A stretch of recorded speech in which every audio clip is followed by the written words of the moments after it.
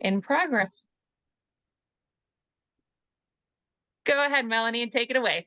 Perfect. Thank you so much, Jane. Well, hello, everyone, and welcome to February's monthly chapter meeting. We thank you for joining us today. My name is Melanie Stuber, and I am one of our Diversity, Equity, Inclusion Directors, along with Mary Jane Lucas. I'm happy to be here with you today. We have some information to go through before I hand it over to Caitlin, so I'm going to just get started with housekeeping. So as per usual, please mute yourself as Caitlin has a presentation. I'm sure there will be times when she'll ask you to unmute to engage, but for our discussion, let's please keep ourselves muted. Chat, please use chat if you want to share reactions, if you want to ask questions. If you lose connection, no worries. You can log back in with the same link. And after the program, we will share with you via email any video recording, handouts, and resources. And get your phone ready because we will have several slides with QR codes that you'll be able to use with your phone. Please take a moment, as Jane mentioned, to change your screen to your full name. This benefits you because Jane is taking attendance, and so she wants to make sure that you get credit for today's session. If you have any issues, however, feel free to email the office at mmshrm.org to provide your information. I want to pause and thank all of our sponsors. Here's our list of our gold, silver, and bronze partners. We really appreciate your support and thank you for your sponsorship. And if you are interested in being a sponsor, we have some information. Again, this will be shared with you after today's meeting, whether you would like to be a gold, silver, or bronze sponsor. Here's the information regarding the advertisements, the professional development, and other benefits for your organization. And if you're a member, we thank you for your support. And if you're joining us today and you're interested in becoming a member, please feel free to reach out. Feel free to reach out to myself or at office@mmshrm.com. If you are part of an organization and are interested in a corporate sponsorship, we offer that as well. The cost is included here. It includes 5 memberships, and there's multiple various benefits for this type of membership. So again, this information's here. You can also use the QR code. And some of us are members of SHRM, some of us are members of SHRM. There is synergy with both. So as we like to say, it's better together to have that SHRM and SHRM membership. So feel free again to reach out to learn more. We have some resources and information on TradeWing. So if you haven't had the opportunity to explore TradeWing, please do take the opportunity. It benefits you. There's information for you at your fingertips. As you can see here, you can click to engage with other HR professionals and also best practices and upcoming events. Reminder, feel free to share your experiences today on LinkedIn, and we will have a survey QR code at the end of today's meeting. We would love to hear your feedback. This is our board slate for 2023 to 2024. And if you are interested in being part or getting more engaged with SHRM, we're always looking for committee members. Please feel free to use this QR code to reach out to learn more. And again, feel free to reach out to myself. Again, Melanie Stuber. I'd love to have a conversation with you and understand your interest and connect you with others on our board. Last month's chapter meeting, the focus was on designing your behavioral nudges to using employee language data. Samantha Beaver, I did participate in this chapter meeting. She gave a phenomenal presentation. And if you would like to see this recording, please feel free to reach out at our office at mmshrm.org. As a reminder, our chapter meetings are the second Friday of each month from 12 to 1:30. And we have a couple events coming up in February. In case you were not aware of these events, there are 2 volunteer opportunities with Junior Achievement. One is as it results to BizTown, and the other is the Financial Park. The information is included on this page. It will be included in the presentation that will be shared with you. It's also included on LinkedIn. I will share with you from my own experience. I participated with Junior Achievement, and these are wonderful experiences. So if you've got the availability, maybe you have some others on your team. You don't have to be a SHRM member, by the way, to volunteer with us. We'd love to have you join us. And that is on February the 22nd. On February the 28th, we are hosting a session on cultivating courage and psychological safety for diversity, equity, inclusion, and belonging. I'm very excited about this program. Lucy Shinoda, I worked with her before. She's a phenomenal speaker, and I will share with you, I've been working with her for this session. So I'm really excited about this. And what's also exciting is we are partnering with NAAAHR, which is the National Association of African Americans in Human Resources. And again, this is offered to members and guests. So we would love for you to join us on February the 28th. Steve Lewis is our speaker for the March chapter meeting. He is the CEO of Qualigence International, and he'll be speaking about the 5 keys to increasing your influence as a recruiter. We're also excited to share with you that he's our keynote speaker for the spring conference. And as a teaser to that, or a lead into that, registration for our spring conference is open. So it's on April the 24th. You will be receiving, as members will be receiving, an email early next week on more information. I saw the lineup. I'm really impressed with the speakers. I'm very excited about this conference. I hope you are as well. So please save the date for April 24th. And again, you'll have some more information at your fingertips next week. And we're always looking for great speakers and programs. If you're interested in speaking at our membership meeting, please use the QR code below. You can reach out to us to learn more and how you can get involved. And here we are with her speaker. So a lot of information to get through and I would love to introduce you to Caitlin Hensey. Today's topic is using human-centered design to reinvent HR products. Caitlin will discuss she's using design thinking to share how we can define HR services as products, seek empathy for our internal customers, and use design thinking skills to find solutions that meet the intersection of feasibility, viability, and desirability. Caitlin is the founder of Passion to Profit Consulting. And Caitlin, I'm going to turn it over to you just to share a little bit more about yourself. Awesome. Thank you so much, Melanie. I am going to pop up my screen in one moment. All right. Can everyone see my slide deck now? Yes. Yes. Okay. Awesome. Thank you. So welcome, everyone. I appreciate you having me as a speaker today. Before we get started with the presentation, I'll just give you a very brief background on me.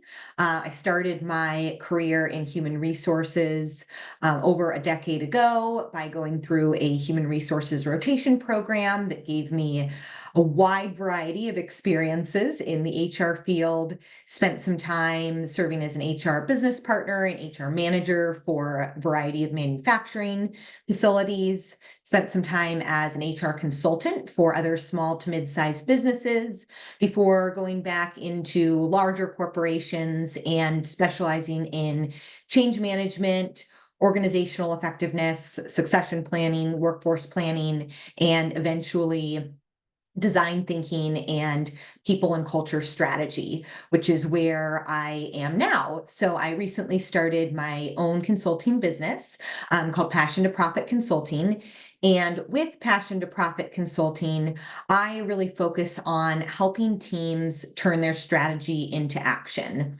So whether it's a business strategy, a people strategy, a specific team strategy, I want to help you gain the tools and knowledge to take those strategic goals and actually do something with them so you are able to accomplish what you set out to achieve. So today we are going to be focusing on one small piece of that, which is the concept of design thinking. So as we dive into the topic, I'd love to see either a comment in the chat or a raise of a virtual hand. How many of you have heard of design thinking before? If you haven't, no worries. Just love to get an idea. How many people are familiar with this methodology?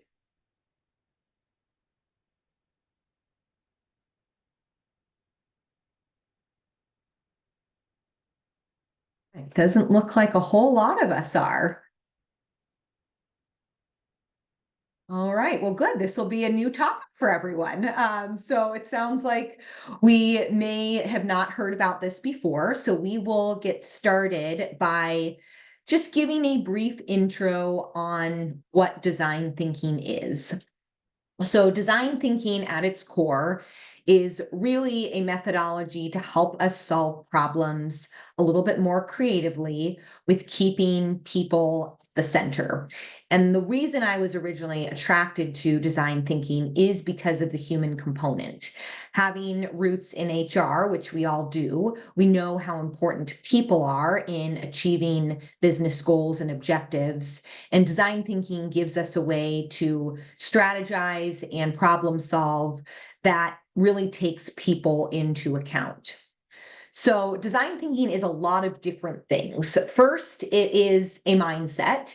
A lot of you probably, if you haven't heard of design thinking, you may have heard of a growth mindset.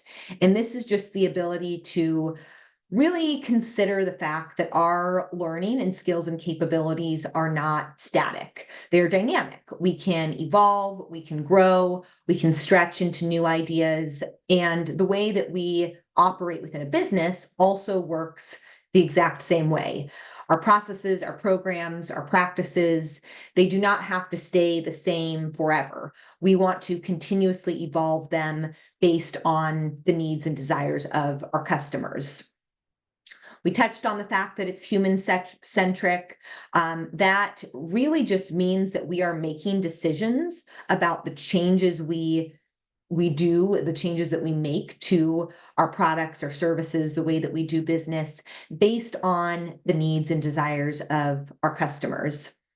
And I will mention that, throughout design thinking, throughout today, I will use the term customer. And what I want us to think about is the fact that in HR, our customers are business leaders and employees within the organization. So even though we may not interact with external customers in a traditional sense, we do still have customers, and viewing the people that we work with in that customer lens is really helpful in incorporating design thinking into our people products. The other components of design thinking are that it's very collaborative. It's focused on positive intent and improvement, and that it is very experimental and ever evolving. So we are continuing to make changes, to iterate, to adjust based on the feedback of our customers. So as we go through the presentation, you will hear a variety of different steps that form in the process of a cycle. And that is because rather than the traditional project management or traditional way that we might do things, where we think of a new idea, okay, we want to create a new performance management process internally. Maybe a couple of teams within the HR department spend several months to even a year coming up with that new performance management process. Maybe we pull market data, we do research, we talk internally among our HR teams, and then ultimately we deliver it to the business. Rather than doing it that way, we work hand in hand with the business from the very beginning and make small, subtle changes, gather feedback, make additional changes, and continue to tweak and refine as time goes on. So it is a much more iterative approach than the traditional method that a lot of HR teams use, where we spend several months designing a program or a process and then communicate it and then roll it out without having stop points along the way to gather that customer feedback.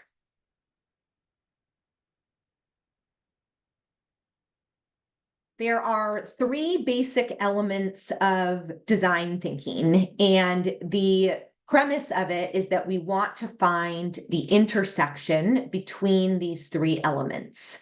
So the first piece is we want technologically feasible solutions. We want something to actually work and have it be realistic enough that it would be successful within the business.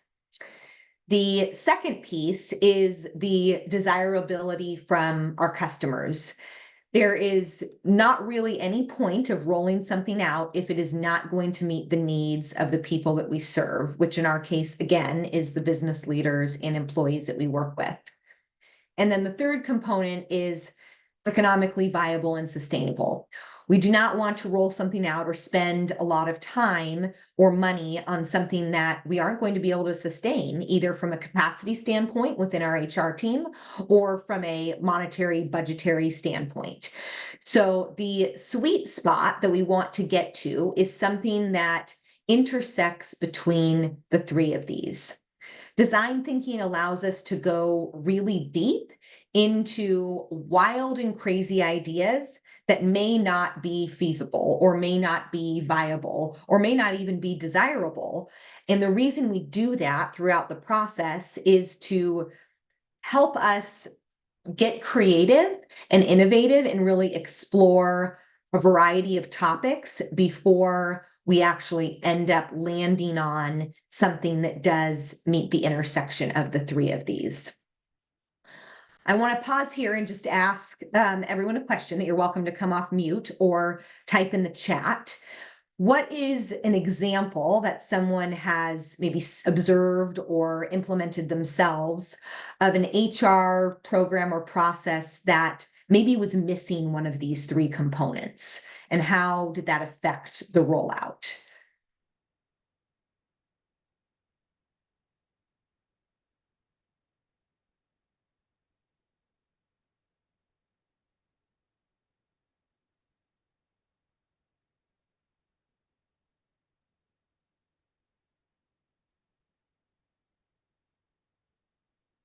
Well, if no one has an example, I can share one, and maybe that'll help get some ideas started. So at a point where I was working for a larger corporation, we rolled out a new talent review process. We were shifting from 9 box to 6 boxes in the talent review process. And we spent a lot of time developing a feasible solution that would work within the technology system that we had, which at the time was Workday. We did find something that was viable as well, in the fact that it was something that our HR business partners felt capable and had the capacity to do within their units that they supported. But the one piece we missed was the desirability. And when we rolled this out after months and months of developing it, we realized that the business leaders did not have any desire to change the way that we were doing talent reviews. They did not want to even do talent reviews in the first place because they didn't understand purpose of them. And so making this big change without understanding what struggles they had with the talent review process currently and how we could create a new process or a new methodology that really benefited them and that they could buy into was a huge miss. And so we ended up having to spend a lot more time reworking that to actually get the adoption for any new process that we had developed. So that was kind of an example of maybe how one element was missing and how it caused some complication. Does anyone else think of an example? Or are we all just a little quiet today?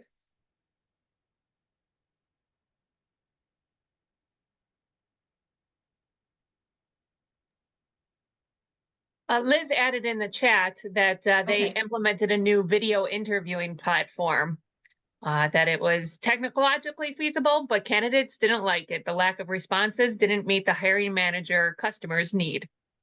Yes. Yes, exactly. That's another really good example where maybe we got one of these things right, but the other two weren't. So really, as we design solutions within our HR team, I love these three elements because it gives us a checkpoint to say, have we done enough research and digging to make sure that we have something that's feasible, desirable, and viable.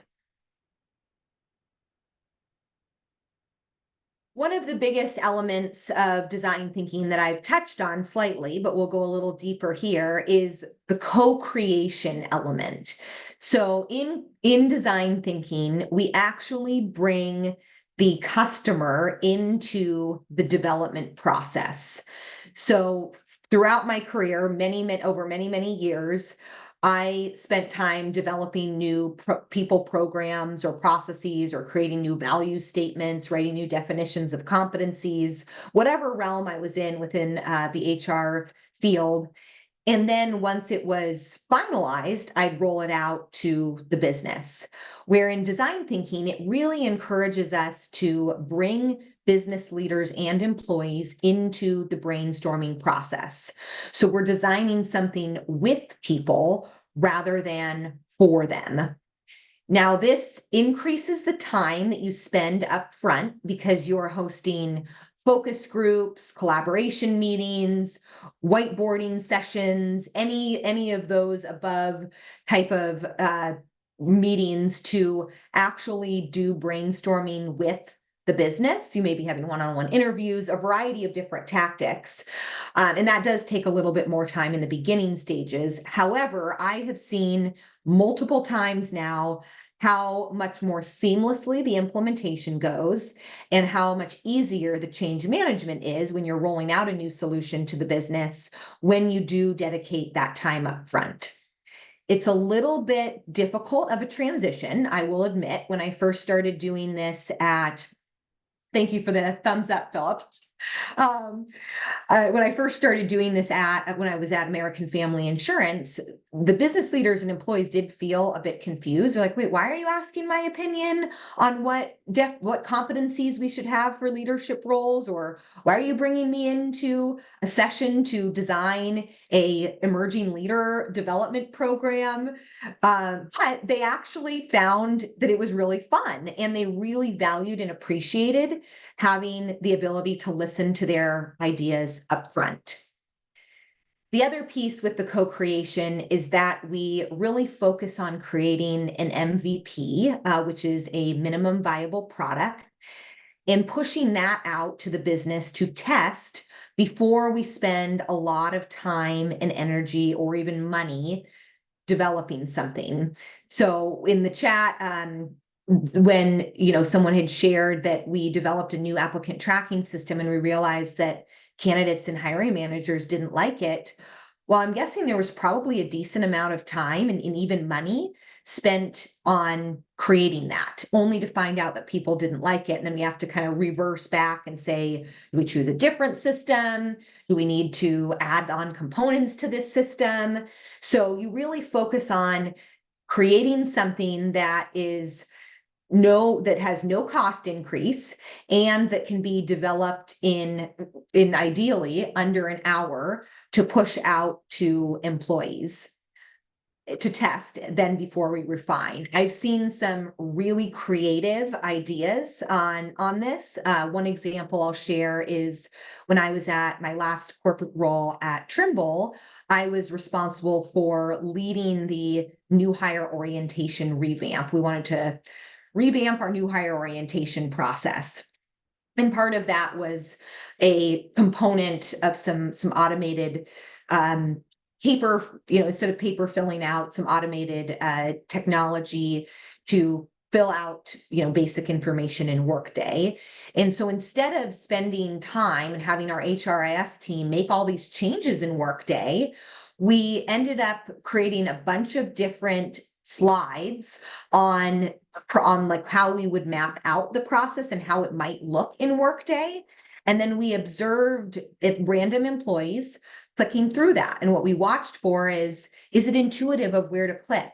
Do they put their mouse over on the left to look to the next button rather than on the bottom right? Do they get confused on a certain question? And we just gave them the slide deck. We said, hey, pretend you're a new employee and fill this out, and just observe them. And through that experience, we were able to make so many adjustments that helped it be a lot more successful once we did end up reconfiguring Workday. So again, simple example, but the slide deck probably took maybe 3 hours to pull together, where making those changes in Workday took the HRS team multiple hours and multiple iterations. So having that feedback up front was really helpful. I'll pause here for a second to see if anyone has some thoughts or questions that have come up.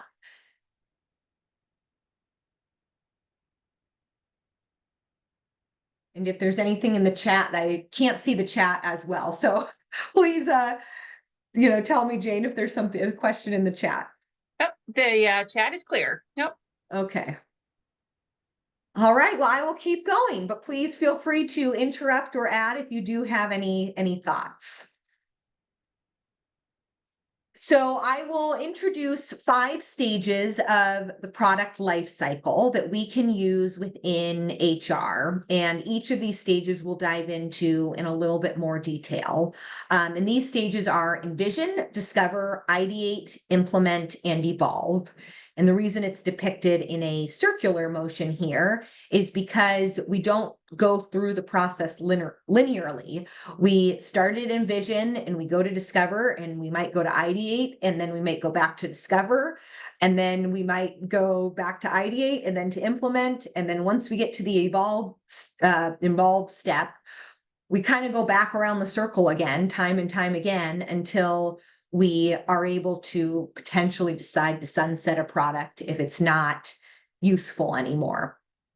So before we go forward, I will just share some examples of HR products for people that may not be familiar with thinking about what we do in HR as a product. So a couple just examples of HR products.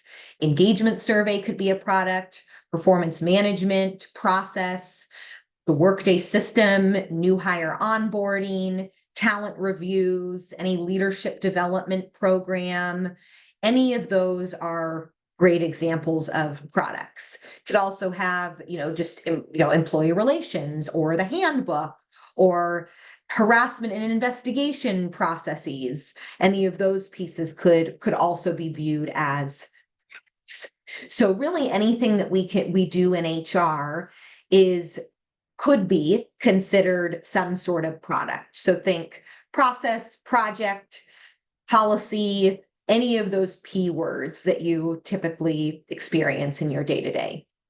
Caitlin, before you move on, there's a question in the chat asking if you can highlight the differences or similarities between agile HR and design thinking. Yes, good question. They definitely intersect because design thinking takes on an agile mindset in terms of the continuous iteration, small bite-sized chunks versus the waterfall project life cycle. The way that design thinking is differentiated is because there is that emphasis on the human element and on the customer desirability. So agile HR does encourage us to think quickly, adjust rapidly, and make small adjustments and changes and seek feedback along the way. But the reason I like design thinking is because, as we'll get into there, it really concentrates on making a product or its service something that is valued by humans and taking in the human needs and emotions in the picture. So hopefully that answers the question.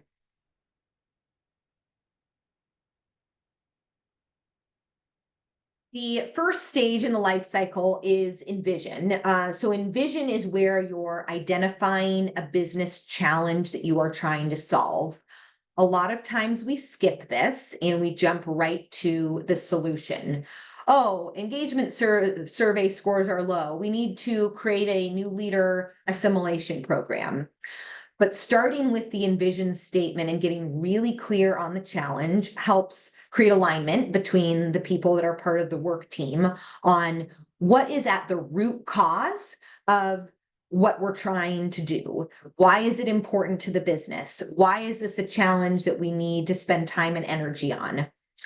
If you are thinking about, I don't really know if we have any challenge, or how do we pick from the numerous challenges that we have in our HR department, I would recommend just taking into account these 6 things. Choose something that excites you and the HR team. Choose something that you are able to pursue now. So something that's actually within your realm or areas of expertise or capacity. Ensuring that the outcome is not suggested. So we don't want to create a challenge statement that says, how might we create a new hire orientation process?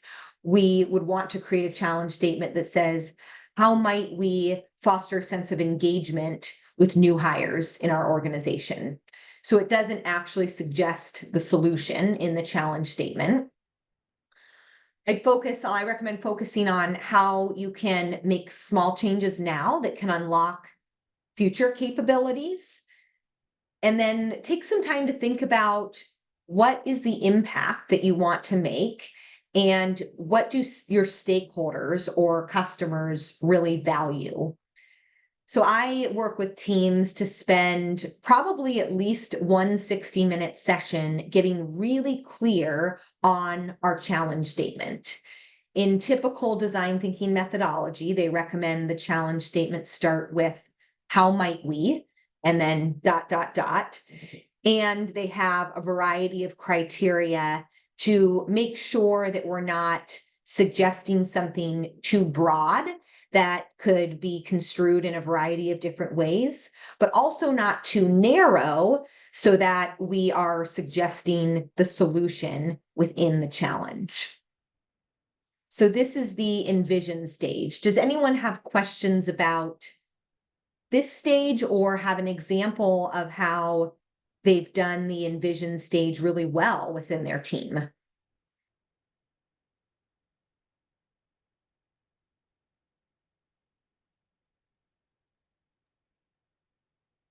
So far, no comments in the chat, Caitlin. Thank you, Jane. We will move on to discover. So discover is where we identify our assumptions. So this is the piece that I have the most fun with when I guide teams through it, because it allows us to first write out all of the assumptions that we have about what the business wants, what someone's unmet needs are, what we think is the best solution based on market data or research or conversations with other HR professionals. So we write all of that out in a big brainstorming, either physical whiteboard, Miro board, Word document, if you really want to use that. And then we really spend some time identifying if these assumptions are true or false.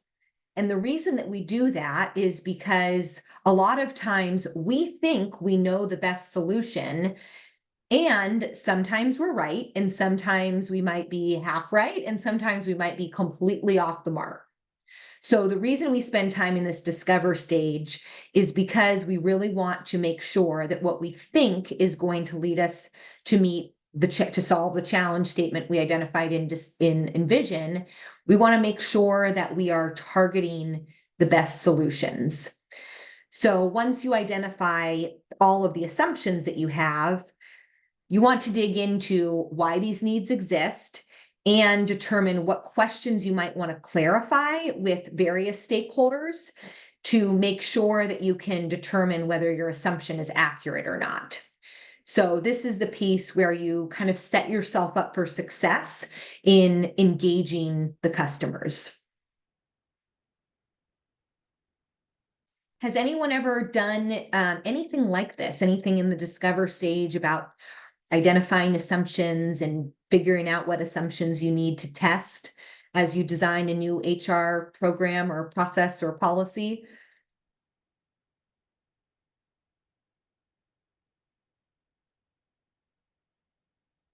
All right. Well, if no one's done it, then this means it's new for everyone. So that's exciting. The next stage, the third stage, is the ideate. So this is where you are creating a minimum viable product. So first you want to create a sample of your solution that is using the least amount of resources, effort, and time possible. And before we do this, I will say that there's usually a decent gap between the discover and the ideate, because in the discover, once you identify all your assumptions, you'll have to test those. And those mean focus groups, one-on-one interviews, observation, empathy gathering, looking through data and analyzing, engagement survey results or any of the other data that you might have. And through that, once your team kind of goes out and splits up and does all of that data and research, you come back together and you say, okay, these assumptions are true. These assumptions are false. Now we know what we're looking for and what we want to target. And then you start brainstorming the solutions. And when you're brainstorming the solutions, this is the point where we go back to the three elements, the feasibility, desirability, and viability, to say, do these solutions that we have meet the three of these? If we don't, if they don't meet all three of those, then we eliminate those solutions until eventually we whittle it down to 1 to 3 solutions that we think meet all three of those elements and that are, within our realm and ability to create. So once we get to that point, we move on to ideation, which is creating that minimum viable product. So in the example I gave a few minutes ago with the PowerPoint slide deck that showed, drawn out examples of how the clicks would happen in the new hire onboarding system, that's a minimum viable product. If you are someone who develops like leadership development programs or emerging leader programs, a minimum viable product could be a really scrappy slide deck that says, here's some of the topics that we'd cover. Here's some of the content that we'd have. I'm going to present it to a group of 5 leaders that I know and trust and get their reaction. So that would be another example of a minimum viable product. Who can share an example? Yes, Philip, go ahead. I see your hand raised. Caitlin, sorry, I joined a few minutes late, so maybe this was covered, but I'm trying to envision. So let's say we have a handbook and we want to involve the employees in helping redraft some of the policies in the handbook. Where would we first engage them? Would that be in the discover, identifying assumptions? Yeah, so the discover phase is where you start bringing in other people. So once you have the challenge statement identified, you can share that challenge statement with the people that you want to engage. So in your case, employees, and say, so maybe, I'd say for your situation, Philip, the first piece is we'd want to really back up and say, why do we think we need a new handbook? What's actually at the root cause of this that makes us think we need a new handbook? And then in the discover phase, we're spending time deciding, do we actually need a new handbook?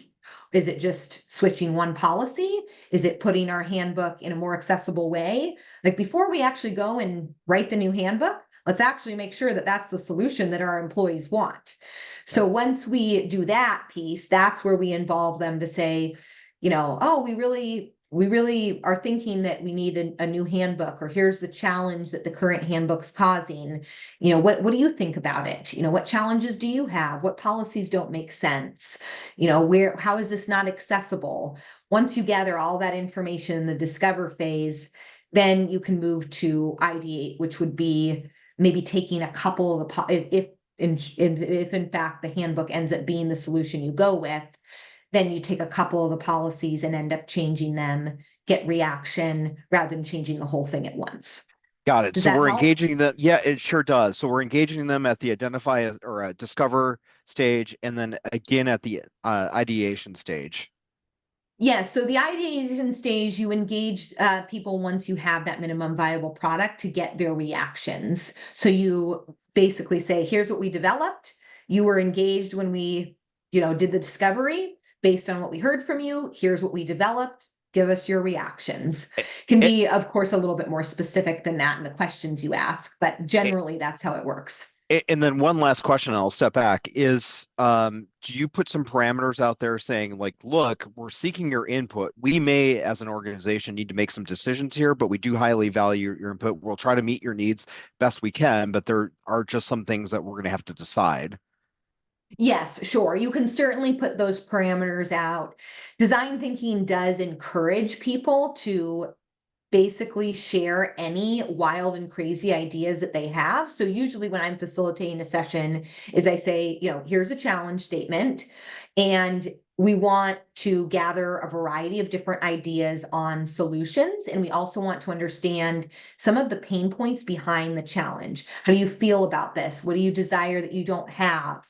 All sorts, those sorts of things. And then, ultimately we're going to be able to come up with a solution that's feasible, viable, and desirable.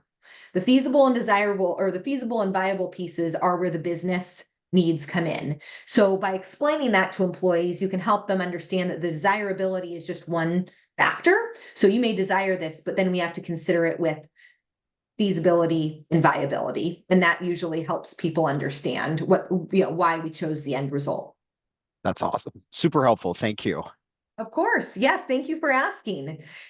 It's always more exciting when people engage. Any other thoughts or questions? Caitlin, Liz had shared in the chat regarding she would test the assumptions. Earlier in the chat, she talked about implementing a new video interviewing platform, and ultimately the candidates didn't like it. And coming down to the chat, she mentioned she would have tested the assumptions. Who in Prinz all is our customer? That would have been key with the video platform. So I don't know, Liz, if you wanted to share a little bit more with Caitlin on this. I guess I suppose I could add just that even as the assumption of like who's the customer in this scenario is worth discussing rather than assuming it's just the candidate or just the hiring manager. Yes, that's a really good point, Liz. And some of those things that we have assumptions on, but we never speak or verbalize or get out in the open really can trip us up. And they're sometimes very simple things, but they cause, very large ramifications in the end. The fourth step is implementing. So after you ideate and develop some MVPs, test several of them with stakeholder groups and customers, and you land on one ideal solution that really does meet the intersection of feasibility, viability, desirability, then it's time to build that out into a more robust prototype and implement it. Now, even in this implementation stage, you're still gathering a lot of feedback. So you still might want to do any of these 4 things. Depending on the product, you might want to do focus groups and put people, give people something to complete and gather their feedback or observe. You may want to have a pilot audience. This especially works well for training and development programs. So pick one specific group and put them through the Emerging Leader program and get their reactions before announcing it as a new program to the entire company. You may want to have listening sessions. Actually, when I was at Trimble and we implemented a new applicant tracking system, we held listening sessions weekly for about 6 to 8 weeks through the implementation process to gather all sorts of feedback from really anyone in the business who wanted to join and sign up. And they were able to ask a variety of questions. And some of the questions we then took to put into resource guides or FAQs, or we actually took back to the team at Eightfold, which was the company that we used for our ATS, to make some adjustments within the system. So even within the implementation stage, we were still making iterations. And then you may also want to do a simulation, which is, again, depending on what the product is, gathering a subset of people and actually watching them go through it. So this would be using the simulation might be a good way to test like a new hire orientation program. So watch people go through the variety of different prompts that they might need, or if you're creating, some new talent review process, sit with a manager when they're filling it out and make sure see where they get tripped up, see where they don't understand something, see where they might have trouble. And that will then clue you into either ways that you need to adjust the product or the resources, guides, tools that you need to provide to people to enable them to be successful with whatever you are delivering.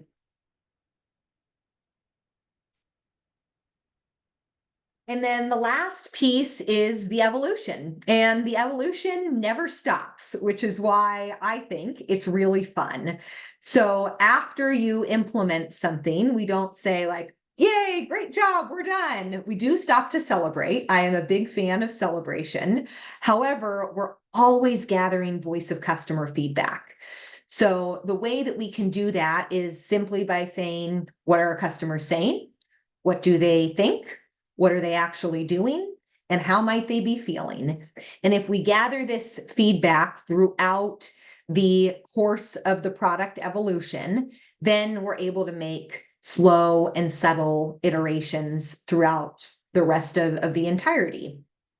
When I worked at my previous organization at Trimble, we had voice of customer feedback meetings monthly. Any business leader could join, and we picked one HR product that was kind of highlighted every month.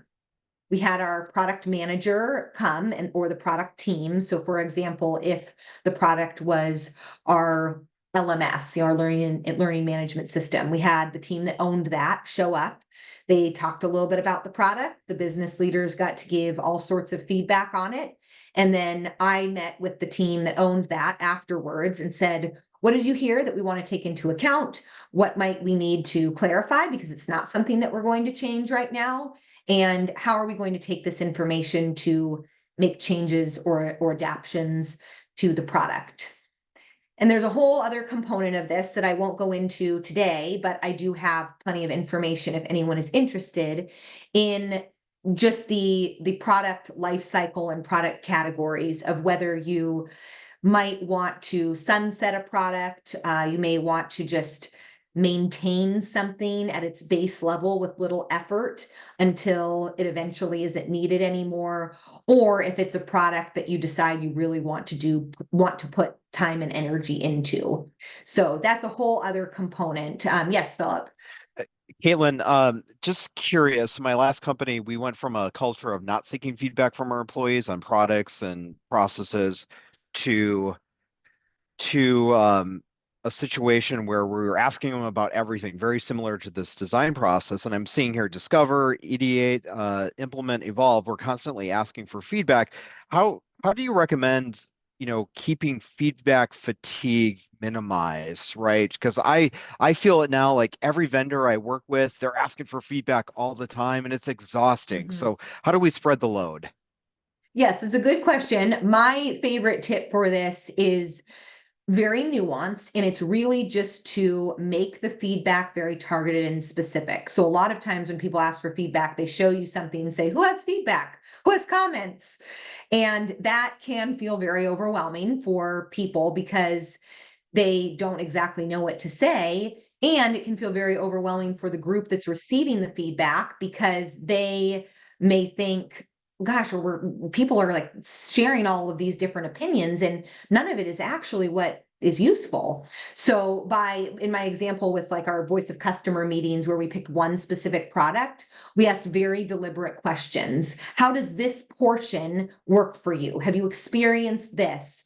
When you are clicking on this link, what are you thinking? What are you feeling? So we make it very intentional, and that helps target the feedback so it's not overwhelming for either party. Okay, awesome. Any other questions on 5 stages? I can put the slide back up that shows the 5 stages just to refresh us. Any questions or even reactions? I'd love to hear any type of reactions, whether they're positive or negative. You may say, Caitlin, you're crazy. This doesn't work for HR teams. Or I tried it and it wasn't helpful. So yeah, any questions or reactions at all? I have a reaction. I'm excited about this. One of the things we've been talking about in our organization is agile HR, but this really resonates more with me. I think that human component that you talked about it just feels more real and attainable as opposed to the agile HR way. I mean, I'm sure they're both good for their own reasons.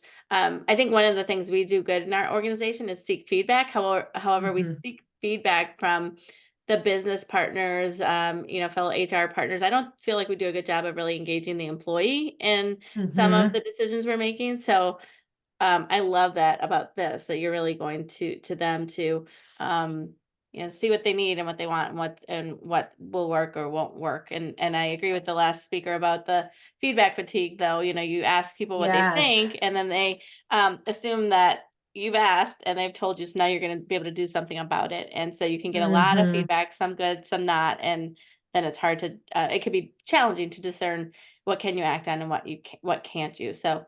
Exactly. Mhm.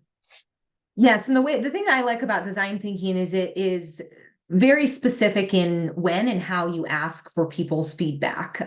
So we're not asking for it constantly all of the time.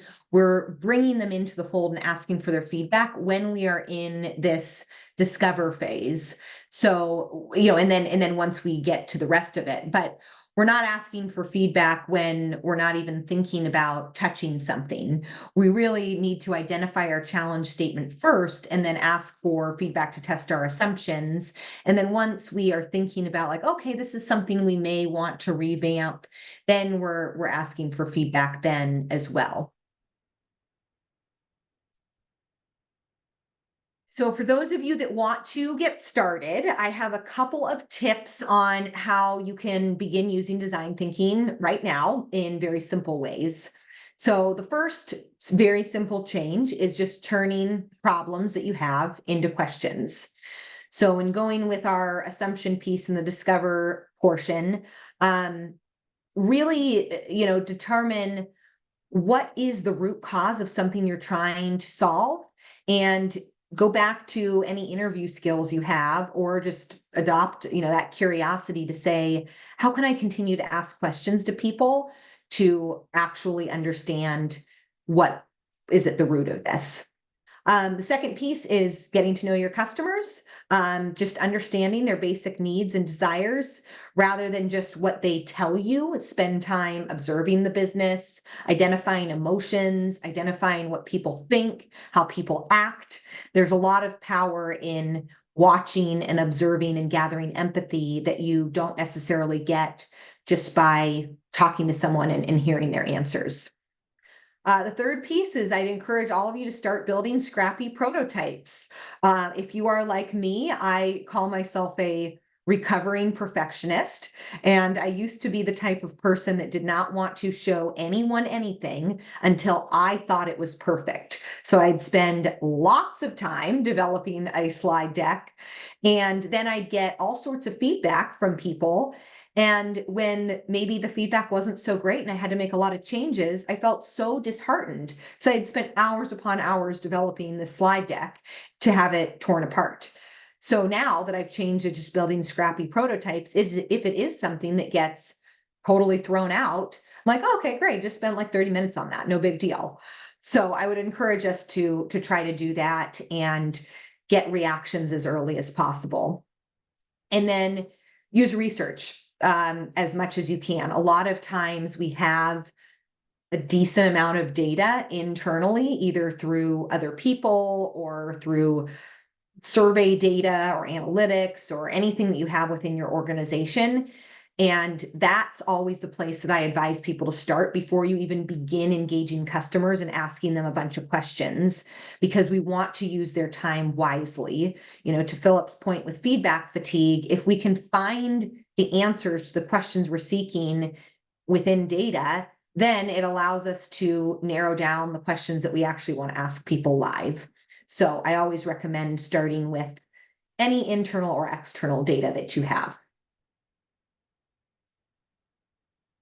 And then lastly, you will get a copy of these slides, and there are 4 clickable links here for some resources that you may want to utilize if you're looking to expand your knowledge. There is a continuously evolve toolkit that I have built that you can download.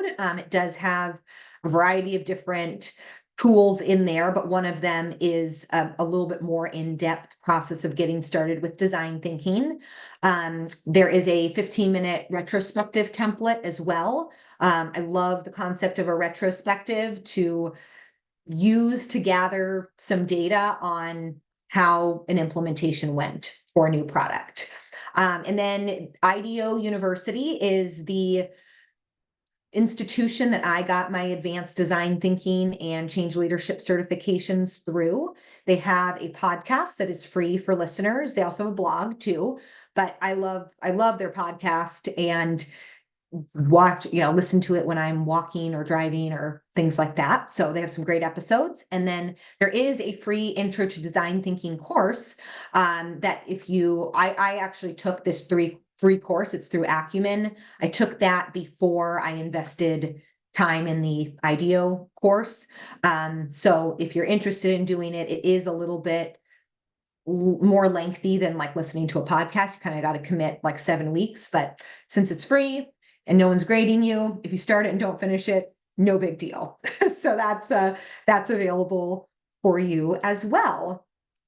And then lastly, again, you'll get a copy with this. All these links are clickable if you want to send me an email, go to my website, subscribe to my blog. I send only 2 blog posts a month, so you don't get a whole lot of emails. And then of course you can find me on LinkedIn. I would love to just hear anyone either in the chat or you can speak. Any reactions to the presentation today? Was it helpful, new information, things you've already heard? I'd love to just get a sense of your initial reactions. There's lots of reactions in the chat. Caitlin, great presentation, great information infuses enthusiasm into problem solving. Thumbs up. Great information. Okay. Thank you. Great presentation. Looking forward to checking out the templates and toolkits. And once again, thank you for the resources. Oh, and it's going on and on. I can't keep up. Okay. All right. Well, I will read through those. Well, thank you very much. I am glad that I was able to introduce some of you to new concepts. And for those of you who have heard it, maybe frame it in a little bit of a different way. I'm always open to questions afterwards. If you do have any other questions, and Melanie, I'll turn it back over to you now to wrap us up. Perfect. Any final questions for Caitlin before we wrap things up? So I'll share with you before we got started, I was introducing myself to Caitlin, and I shared with her that I have experience with design thinking and I know the value of it. So I hope that you all have the opportunity to take advantage of the resources that Caitlin has shared with you in this presentation, which again, we will share after today's session. So Caitlin shared her information. Here's here's more information on Caitlin. And again, we'll be sharing this with you afterwards. We appreciate your participation and engagement in today's session. We're going to try something new. We would love to hear from you and your feedback. So if you could please use this QR code and just take a minute or two to complete a brief poll survey. It's a few questions to get your feedback. Again, we know your time is valuable and we want to make sure that we are bringing appropriate topics to your attention and to help you in your professional development.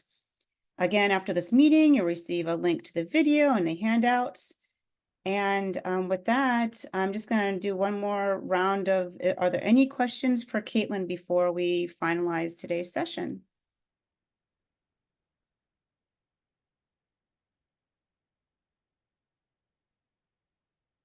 Okay. I'm not seeing anything. Jane, do you see anything in the chat? Nope, just a lot of thank yous, Caitlin. Okay. Well, thank you so much to you, Caitlin. This was a very valuable topic, and thanks to everyone who joined us today. Have a great rest of the day. Thank you all.